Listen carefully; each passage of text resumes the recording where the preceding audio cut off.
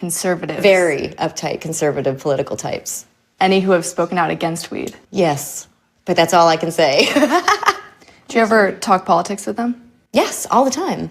We actually get along great politically wise because I'm a political mutt and I'm not in one box. I definitely don't fit in one box. Back in the day, marijuana was a big problem.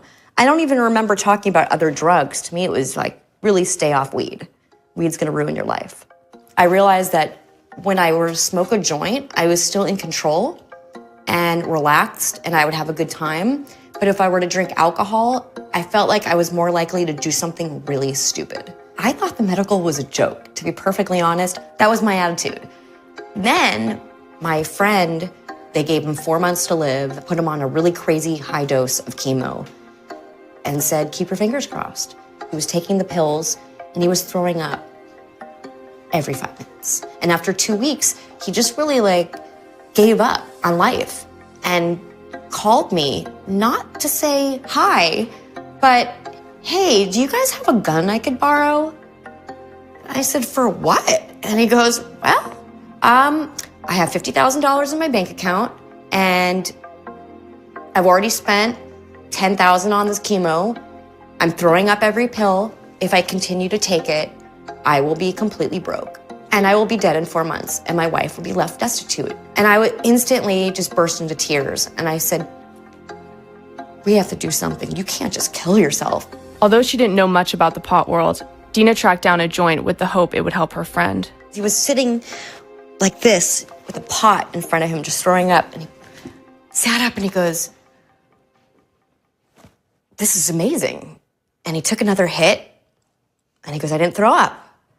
The next day he called me and he goes, I need more of that. I said, I can't be in charge of bringing you weed every day, but we're gonna figure something out. I noticed that there was one clinic that was advertising online. I made an appointment, they were in San Francisco. I called my friend and I said, we're going to San Francisco.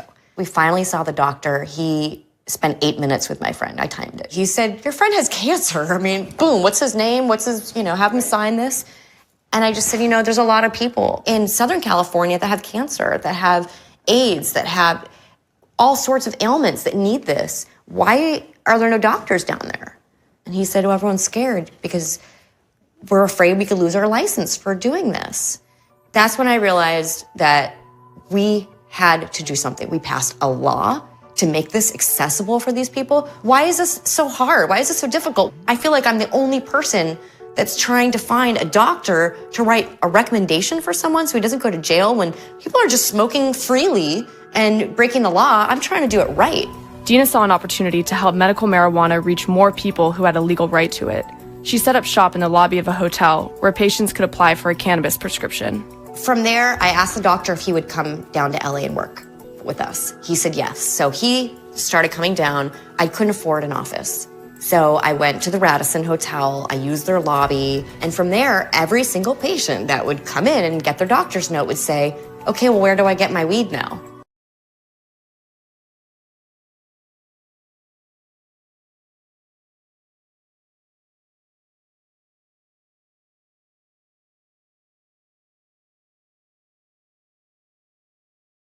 You have nothing to be scared of.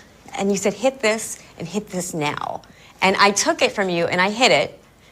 And I don't think I really inhaled, but from that moment I was like, oh my God, that's it, I'm a drug addict. And you said, now you're in on it too, so you can't rat us out. Hello. And put her in the mix. So the first time I ever got high was with you.